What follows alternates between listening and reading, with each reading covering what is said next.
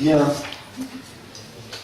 je vous propose de passer dans le vif du sujet à propos de la table ronde qui va s'ouvrir sur investir les paysages hérités d'une valeur patrimoniale et l'intégration encore contemporaine, avec Arnaud Delajarre qui va nous expliquer un peu le contexte historique et sociétal. Il nous a paru nécessaire, avant que d'aborder tous les grandes réflexions, les postures, les regards les uns et les autres sur ce sujet, tout simplement de regarder de quelle manière juridiquement la France, l'État, la législation avait abordé ces questions-là. Donc, pendant que le PowerPoint s'installe, Arnaud Delajarre, qui est juriste, maître de conférence en droit public à l'Université d'Angers. Il est sur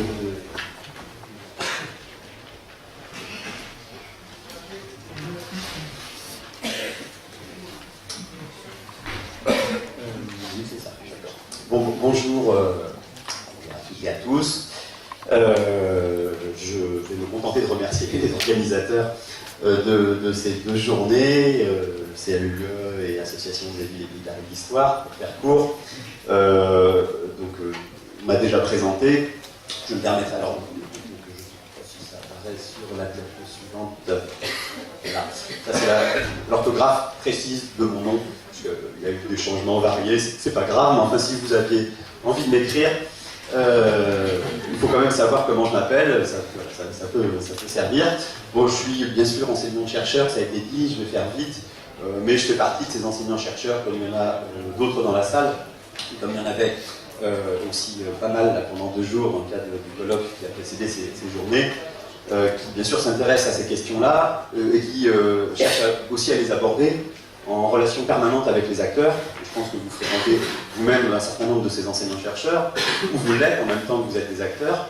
C'est-à-dire que, bien sûr, on est, pour un certain nombre d'entre nous, que ce soit en droit, mais plus souvent peut-être en géographie, dans d'autres disciplines, au contact, au travers d'instances territoriales. Je pense bien sûr aux commissions départementales cité des paysages, au conseil de développement. De temps en temps, je traîne au conseil scientifique du PNR Loire-Anjou-Touraine. Voilà, donc c'est important quand même de rappeler que le regard de l'enseignant-chercheur est aussi alimenté par ces échanges avec les pratiques professionnelles. Alors, je me retrouve à une place qui, en fait, n'est pas la mienne, puisque je ne sais plus qui je remplace, mais je remplace quelqu'un. J'étais prévu pour animer la table ronde. Vous avez remarqué qu'elle a déjà commencé, de toute manière. Il y a déjà pas mal de choses qui ont été dites par les représentants et les élus. Donc je vais essayer de faire court d'abord parce que je suis quelqu'un de bavard. Alors, ça va aller vite, mais je pense que de toute façon, un certain nombre de points que je me suis permis de rappeler dans des diapos un peu chargés. Je pense que le diaporama n'a pas forcément un grand intérêt, mais de toute façon, sera quand même mis à disposition du public si vous voulez le récupérer après. Ça va aller vite parce que l'important, c'est surtout qu'on puisse échanger, dialoguer avec les intervenants de la table ronde et puis bien sûr avec vous. Voilà, donc là, c'est vraiment un cadrage rapide, vu du point de vue du juriste. Hein, donc je ne suis pas historien, je ne suis même pas un historien du droit. Donc il n'y a pas de délit compris sur la marchandise, mais bon, quand même, c'était intéressant de jeter un coup d'œil dans le rétroviseur et puis de voir un peu d'où on vient. J'ai oublié, enfin, j'ai laissé sous le tapis, c'est pas tout à fait que je les ai oubliés, mais un certain nombre d'étapes. Je sais par exemple que je ne mentionne pas le patrimoine architectural, peut-être parce que il affleure moins, hein, et que du coup, comme il ne relève pas du même visible que celui qui s'est imposé justement dans cette courte histoire. Donc voilà, un exemple de patrimoine sur lequel je ne mets pas forcément l'accent. Alors, ce petit rappel historique, vu du point de vue du droit, bon, vous avez peut-être déjà lu les quelques éléments, voilà, il est orienté, hein, il est sectoriel de toute manière, mais quand même, évidemment, c'est le prof de droit qui parle, le droit est une bonne fenêtre pour regarder la société. Heureusement que tout ne passe pas par le droit, encore aujourd'hui. Il y a beaucoup de choses qui échappent au système juridique, même si probablement il se complexifie, il s'étoffe, il colonise des domaines dans lesquels peut-être il n'a pas sa place. Mais bon, n'empêche que c'est quand même un bon poste d'observation. Alors, tout commence, hein, bien sûr, avant tout, avec un patrimoine plus bâti que non bâti. Il a été fait allusion, bien sûr, au patrimoine naturel, par exemple, ça va de soi qu'on va y venir. Bon, ça commence à la Révolution française, je ne suis pas remonté jusque-là. Vous connaissez peut-être l'appel de Victor Hugo, Guerre aux démolisseurs, qui a été un des éléments aussi qui ont enclenché, entre autres, cette logique de protection plutôt du patrimoine, bien sûr, bâti et monumental. Alors, l'idée, mais je pense que je ne vais pas y arriver, ce serait de passer au maximum 1 minute par diapo. Donc vous voyez le contenu, je ne vais pas rappeler toutes les dates. Bon, on a célébré cette année le centenaire de la loi 1913. L'idée de cette première diapo est bien sûr de rappeler que dans cette question de ce qui fait nos paysages, encore une fois dans le Val-de-Loire, on est particulièrement concerné, et de ce qui fait patrimoine bien sûr, et là même depuis longtemps, c'est même le premier patrimoine qui est protégé. Le patrimoine bâti, architectural et très souvent monumental, mais pas simplement, a été l'épisode 1 de cette construction de la patrimonialisation. Donc là, j'ai rappelé quelques chiffres, la fameuse loi du 31 décembre 1913 qui prolonge et élargit celle de 1887, et puis là, un inventaire des monuments historiques qui couvre aujourd'hui environ 45 000 monuments. C'est à la fois beaucoup et peu si on regarde certains pays étrangers, mais c'est beaucoup. Et puis c'est d'autant plus important que, vous le savez, en 1943, on s'est dit qu'on n'allait pas simplement protéger le monument, et là on rentre vraiment dans la dimension du paysage urbain, mais aussi paysage rural, parce que beaucoup de ces monuments classés ou inscrits sont aussi en race campagne parfois. Donc en 1943, vous le connaissez, c'est le fameux périmètre de 500 mètres, qui est ajouté à la protection du monument. On prend un compas, on prend la carte, on fait un rond de 500 mètres, et on soumet au pouvoir de l'architecte des bâtiments de France, sur le principe, tous les travaux qui sont envisagés. Alors il y a un critère de co-visibilité, je ne peux pas rentrer dans le détail bien sûr, mais voilà.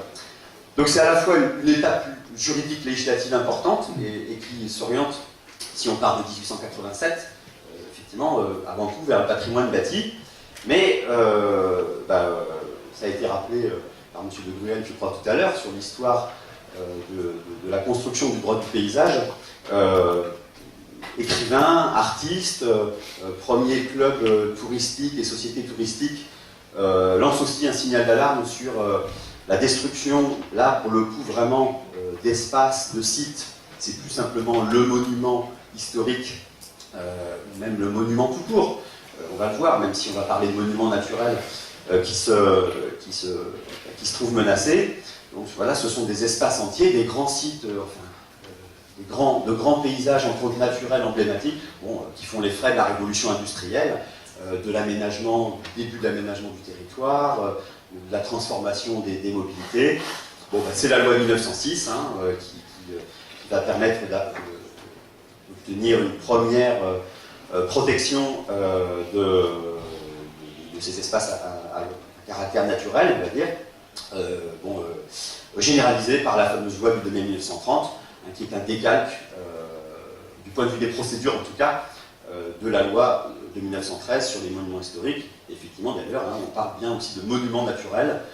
Moi, j'habite au bout du site, Val-de-Loire, à Angers, enfin plus précisément à côté d'Angers, à Bouchemaine, la petite commune qui se situe à la confluence entre Maine et Loire. Et il y a par exemple sur cette commune, à la frontière avec Sablonnières, une pierre qui s'appelle la pierre Becherel, et qui a fait partie des premiers monuments naturels protégés dans le cadre de cette logique de protection des monuments naturels. Alors, on ne parle pas de paysage, dans tout ça on ne parle pas encore de paysage, on protège des sites qui ont un intérêt général au point de vue artistique, historique, scientifique, légendaire ou pittoresque. Aujourd'hui, c'est 2700 sites classés, et pour le moment encore, 4800 sites inscrits. Je dis pour le moment encore, puisqu'on pourra parler des possibles évolutions législatives sur le sujet, qui peut-être ferait disparaître ce système de sites inscrits. Demain est un autre jour, surtout dans l'agenda des gouvernements, quand on se mêle à tout ça des échéances électorales. Alors, quelques décennies plus tard, l'Association nationale des villes et pays d'art et d'histoire, étant co-organisatrice de ces journées, des raisons de ne pas louper cette étape nouvelle et importante sous l'égide et l'impulsion de François Malraux, donc la loi du 4 août 1962 sur les secteurs sauvegardés, qui est un outil puissant du point de vue du droit, puisque vous le savez aussi, sur la centaine de secteurs sauvegardés, quand le plan de sauvegarde est adopté, il se substitue au plan local d'urbanisme. Je pense que dans les éléments de débat qu'on pourra avoir après, la question de l'articulation du droit du patrimoine et du droit de l'urbanisme et de l'hybridité de ces législations peut se poser. Certains revendiquent que le droit du patrimoine, justement, soit complètement intégré au droit de l'urbanisme et qu'on n'ait pas, ce décalage qu'il peut y avoir parfois entre les outils. Alors, Madame Rosner, je crois que c'est comme ça qu'elle s'appelle, a eu tout à fait raison, elle est partie je crois, mais de rappeler que bien sûr le patrimoine, ça n'est pas que le patrimoine bâti. Bon, c'était déjà pas le cas avant avec la loi sur les sites, mais bon, il y a bien sûr une forte montée en puissance dans le cadre de cette évolution législative de la deuxième moitié du XXe siècle du droit de l'environnement. C'est classique, hein, le droit de l'environnement est un droit jeune, qui naît quand même, on peut dire, à partir de la fin des années 60 et des années 70. Et plus récemment, hein, là c'est très récent, hein, on a débaptisé le livre 4 du Code de l'environnement, qui s'appelait avant Faune et Flore, patrimoine naturel. C'est quand même un signe, ça c'est récent, hein, bien sûr, mais derrière ce livre, on trouve bien des législations plus anciennes, parfois plus récentes. Alors là j'en ai rappelé quelques-unes. Hein. D'abord la loi de protection de la nature du 10 juillet 1976, mais antérieurement déjà, bien sûr, création de parcs nationaux, les premiers parcs naturels régionaux, voilà, la protection des biotopes. Bon, je n'ai pas insisté sur la première diapo sur le fait que quand même, parfois il est important de rappeler que tout n'est pas protection au sens juridique du terme, au sens réglementaire. Il y a aussi les logiques d'inventaire. Bien sûr, vous connaissez l'inventaire SNIEF, mais qui n'est qu'un inventaire scientifique. Juridiquement, un espace classé en SNIEF, juridiquement, peut très bien être détruit, aménagé. Voilà. Bon, il y a beaucoup d'outils qui se mettent en place hein, et qui vont être amplifiés par le fait que dès les années 70, on est face à des problématiques mondiales. Mise en place du programme des Nations Unies pour l'environnement, le premier sommet de la Terre en 1972 à Stockholm. Voilà, il y a Rio, et je vais y venir, mais il y avait un avant Rio, et là, je ne sais pas s'il y a vraiment un après Rio, mais en tout cas, ça a démarré. Et puis, ce n'est pas bien sûr que sur la question de la nature, avec tous les guillemets qu'on peut mettre autour du mot nature, bien sûr, c'est aussi justement la question du patrimoine qui émerge en tant que tel à l'échelle internationale. Et bien sûr, on ne peut que rappeler, entre autres, mais ce n'est pas la seule convention internationale, la convention de Paris, qui va permettre de protéger le patrimoine mondial de l'humanité. Voilà, le patrimoine prend de la consistance, mais il y a des forces parfois contraires aussi, qui elles aussi prennent de la consistance. Les années 80, on va dire d'autres choses, hein, je pense que vous en ajouterez, mais sont quand même les années de l'acte 1 de la décentralisation, les premières lois de décentralisation, les lois de fer, avec entre autres le transfert de la compétence permis de construire aux communes qui ont à l'époque des plans d'occupation des sols, ou des plans locaux d'urbanisme aujourd'hui. Alors à la fois une évolution importante du droit de l'urbanisme au travers de cette étape décentralisatrice, puis en même temps on n'oublie pas, Yves Do, je ne l'ai pas là, mais il est l'un des référents sur la question des ZPPUP, bien sûr. On dit qu'il est le père des ZPPUP, des ZPPAU en 1983, puisque sont créés aussi, au travers de cette loi de décentralisation, justement un outil. Je n'ai pas forcément beaucoup insisté sur le fait que jusqu'à présent, beaucoup d'outils que j'ai évoqués étaient plutôt des outils de l'État. Des outils, aujourd'hui, ils sont sous compétence de l'État, ce qui ne veut pas dire que le dialogue n'existe pas avec la collectivité territoriale. Les choses ne peuvent pas se faire sans un accord territorial, un consensus, mais quand même, juridiquement, beaucoup de ces outils, loi de 1913, de 1930, secteurs sauvegardés, sont des outils de l'État. Donc là, la ZPPAU, elle change la donne, au moins d'un point de vue formel et juridique. Elle offre aux collectivités territoriales un outil décentralisé, et puis aussi un outil dynamique, comparativement au système juridique que permet de mettre en place la loi 1913 ou la loi 1930. Donc sauvegarde, c'est justement assez différent. Bon, les paysages vont pas mal se transformer en quelques années, mais malheureusement le mouvement est enclenché avant. Mais bon, il faut quand même dire que le fait de transférer la compétence permis de construire à certains maires dans certaines communes a plutôt accentué le flot de béton sur ces communes. Et c'est pas par hasard qu'en 85 on vote la loi montagne et en 86 on vote la loi littorale. La bétonisation du littoral, elle avait commencé avant la décentralisation. On est d'accord, il s'agissait de retenir, déjà beaucoup parlé de tourisme, il s'agissait de retenir les Français partant en Espagne, par exemple, et de les accrocher sur le littoral français, donc avec des infrastructures touristiques de jauge suffisante. Donc voilà, pas à dire que les maires sont forcément coupables de cette bétonisation, mais bon, n'empêche qu'il est devenu urgent de mieux protéger ces espaces très particuliers, à haute valeur paysagère et écologique souvent, que sont les zones de montagne et les zones littorales. Accessoirement, mais il a aussi le représentant du Conseil général, bien sûr, ici, entre autres le président du CAUE, c'est aussi l'ouverture de... il y avait déjà un outil avant, mais de la politique espace naturel sensible des départements. Et bien le divin enfant, je ne sais pas si on peut l'appeler comme ça, la loi du 8 janvier 1993, le divin enfant bien sûr du paysage.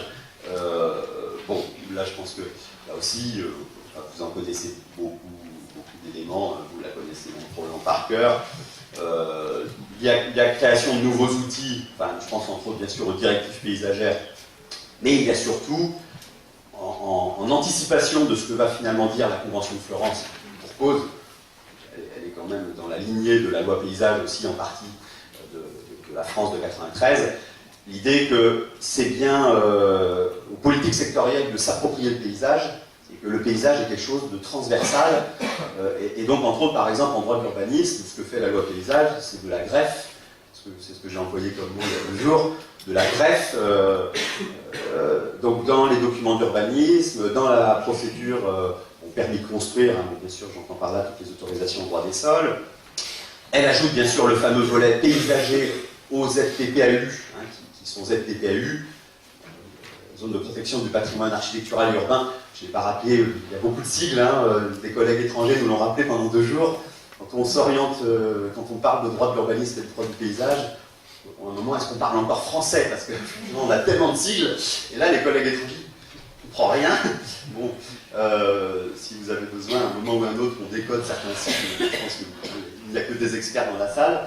Donc là, le P est ajouté, c'est aussi la gestion des espaces agricoles avec une obligation de prendre en compte ces questions de haies, de talus, qui font aussi, entre autres dans le Grand Ouest, un paysage typique de chez nous, parce que bien sûr, ici, on parle beaucoup de la Loire. Mais parfois, la Loire est un peu le chiffon rouge qui nous fait oublier que nous avons d'autres richesses paysagères, les richesses de la terre. Quand on a franchi le poteau, il y a encore des gens, il y a encore du monde, il y a même encore parfois des agriculteurs qui y bossent. Et voilà, je pense qu'on pourra en reparler dans le cadre de la table ronde. C'est vrai que l'obligation d'équilibre à laquelle Madame Rossler aussi a fait référence, c'est aussi ça. Alors, j'ai 17 minutes. En même temps que la loi paysage, j'ai déjà parlé de Rio. Je pense qu'aujourd'hui, ce qui contribue à alimenter la fabrique du paysage vient en partie, mais il y a bien d'autres choses, bien sûr, elle s'alimente de tout, cette fabrique du paysage, mais de choses qui ont été enclenchées avec le sommet de Rio, parce que, vous voyez, l'avenir n'est pas rose. Si on y voit à l'échelle planétaire, donc vous connaissez la recul de la biodiversité, déforestation, rejet de gaz à effet de serre, autant d'ailleurs d'enjeux qui sont désormais directement inscrits dans le code de l'urbanisme au travers de ce que je vais évoquer après, c'est-à-dire les lois Grenelle. Natura 2000 démarre. Natura 2000 en France, c'est quand même plus de 1700 sites continentaux, c'est-à-dire 12,5% du territoire national. 12,5%, ça fait plus d'un hectare sur 10 qui est en Natura 2000, c'est un élément important.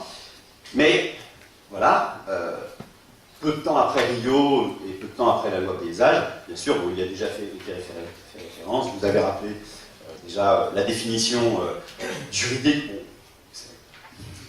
elle ne s'impose pas vraiment, hein, ça ne vous interdit pas de donner votre propre définition du paysage, mais qu'est-ce que c'est confortable quand même d'avoir une définition un peu carrée, en tout cas pour le juriste, c'est appréciable. Voilà, donc je ne la lis pas. C'était déjà le cas avec la loi paysage, mais bien sûr l'idée de la Convention de Florence, c'est bien de dire qu'il n'y a pas que les grands paysages, les paysages emblématiques, il y a le thème d'aujourd'hui, les paysages du quotidien, les paysages ordinaires, voire les paysages dégradés, qu'il faut reconquérir, qu'il faut réinvestir, puisque c'est aussi un des mots de la table ronde qui va suivre. Alors, moi j'attire tout de suite juste votre attention sur le fait que dans la Convention de Florence, il y a bien des choses, bien sûr, mais entre autres, par exemple, il y a une définition aussi de ce que c'est que la protection des paysages, qui est censée s'appliquer à ceux qui ont une valeur patrimoniale. En gros, il y aurait les paysages à valeur patrimoniale qu'il faudrait protéger, et il y aurait les paysages, pour le moment, dépourvus de cette valeur patrimoniale, qu'on ne serait pas obligé de protéger, et qu'on pourrait se contenter de gérer, d'aménager, de suraménager, de désaménager, pour faire allusion à une des thématiques qui suivra. Bon. Alors, ce qui est certain, c'est que le paysage s'impose dans le paysage juridique, sociétal, grâce à la loi paysage de 93, à la Convention de Florence. Il y a même une patrimonialisation juridique de la notion de paysage, bien sûr, bien au-dessus de la patrimonialisation des paysages en tant que tels, puisque ça c'est je vous l'ai remis, l'article L 110-1-1 du Code de l'environnement. Parmi ce qui fait l'environnement, et qui n'y est pas, bien sûr, il manque beaucoup de choses, on est dans le Code de l'environnement, mais parmi ce qui fait l'environnement, il y a les paysages, et tout ça, ça fait partie du patrimoine commun de la nation. Voilà, donc est-ce que, je crois que c'est la dernière demi-journée, voilà, qu'est-ce que c'est que ce bien commun, ce patrimoine commun, bien commun, et puis bien sûr, c'est aussi en partie pour certains sites un patrimoine commun de l'humanité, ça c'est la Convention UNESCO, et puis à l'échelon constitutionnel, mais ça nous intéresse moins, l'environnement qui contient ce paysage, donc est aussi le patrimoine commun des êtres humains, c'est pas tout à fait la même chose. Bon, nation, être humain, le paysage c'est aussi un élément de l'identité nationale. Depuis un certain ministre de l'Intérieur, je n'aime pas trop parler d'identité nationale, mais on peut encore quand même se hasarder à parler de ça, et puis il y a aussi l'identité territoriale, et puis il y a peut-être une identité mondiale, une histoire de l'humanité sur cette petite planète qui a laissé un certain nombre de traces. On ne peut pas forcément effectivement toutes les effacer. Alors, j'arrive quasiment à la fin, c'était aussi vite que je pouvais.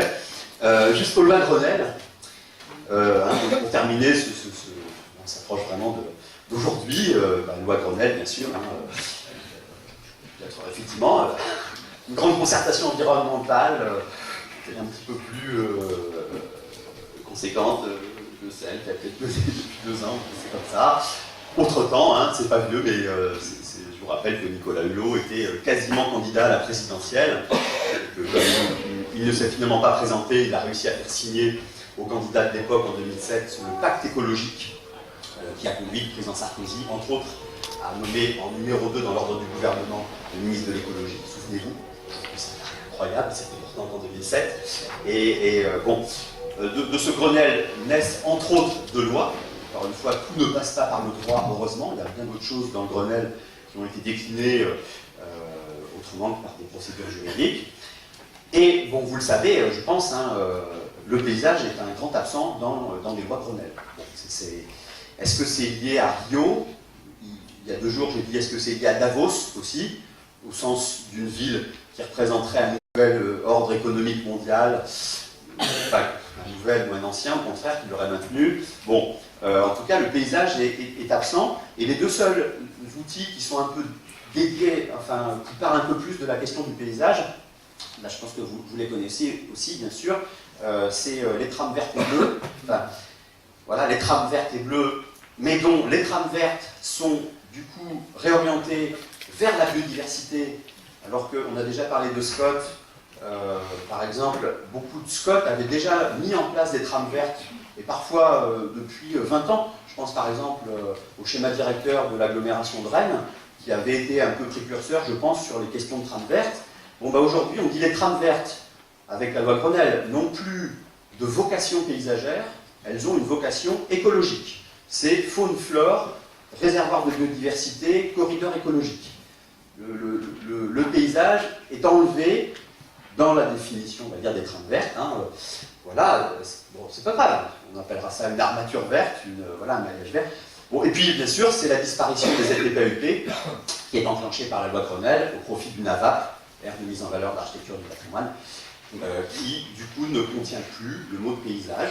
Bon, si on insiste sur le fait qu'en 93, la loi rajoute le mot paysage dans le sigle, on peut aussi se permettre, même si c'est peut-être que formel, sûr, la VAP ressemble beaucoup à la ZPPUP, mais la VAP devient un outil au service quand même du développement durable, lui aussi, comme les documents d'urbanisme, et donc le paysage peut être... Alors, là, voilà, le paysage est-il aujourd'hui si évident qu'on peut se permettre de ne plus en parler, de ne plus l'ériger dans la loi, de ne plus le renforcer? Encore une fois, voilà, là j'ai pris l'angle qui est un peu le mien, forcément, de l'évolution des règles juridiques. Bon, ou au contraire, est-il en train de s'évider? Est-ce qu'en ce moment, il traverse, encore une fois, uniquement du point de vue de cette évolution normative, une période de disette qui pourrait tenir au fait qu'on a poussé plus loin certains curseurs en matière de lutte contre les consommations énergétiques, en matière de production d'énergie renouvelable, en matière d'écologie, de protection de la faune et de la flore. Voilà. Et, bon, le paysage s'alimentant de tout ça, de toute manière, non. Enfin, je pense qu'il ne disparaît pas pour autant, que les premières interventions ont tendance à bien sûr le prouver. Je ne commande pas plus. Donc, et demain, bah ça, et demain, je disais que c'était un autre jour. Je suis désolé, c'est pas très appétissant, mais déjà dans les années 60, le général de Gaulle, le président de Gaulle, parlait de diarrhée législative. Pourtant, je peux vous assurer que des lois, il en sortait moins qu'aujourd'hui. Je ne vais pas dire de quoi, mais bon, de système politique. Voilà, alors il a été fait référence à la loi 4 sur la biodiversité, à la loi Allure, à la loi sur les patrimoines. Est-ce que j'en ai mis? La loi sur la transition écologique et énergétique. Hein, mais enfin, le paysage étant quelque chose de totalement transversal, c'est presque impossible qu'à un moment une loi n'ait pas une influence sur le paysage. Alors la question est de savoir si justement cet enjeu paysager est bien intégré par chacun des ministères qui sort son projet de loi, qui bien sûr souvent est obligé de le faire valider déjà par un certain nombre de collègues et de services ministériels, avant de le faire passer à la moulinette du Parlement, dont on sait aussi que logiquement se joue un jeu démocratique aussi fait de pression, de lobbying. Voilà, alors bon, on verra ce qui sortira de tout ça.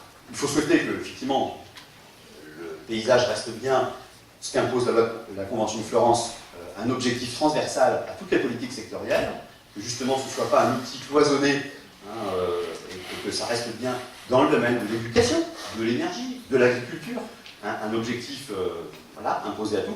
Bon, ce qui est sûr, c'est que par contre, à la vitesse d'évolution des lois, la conclusion, c'est qu'il y a s'il y a quelque chose qui ne fait pas patrimoine, c'est les lois. Parce que alors là, c'est du jetable, c'est du consommable, et moi j'aimerais bien que de temps en temps, on puisse arriver à sortir une loi un peu équivalente à celle de 1913, voilà, dont on a fêté le centenaire. Je ne sais pas quelle loi adoptée au début des années 2000 est susceptible d'envisager un centenaire au début du 22e siècle. Voilà. Donc vous avez vu que j'allais débiter, mais...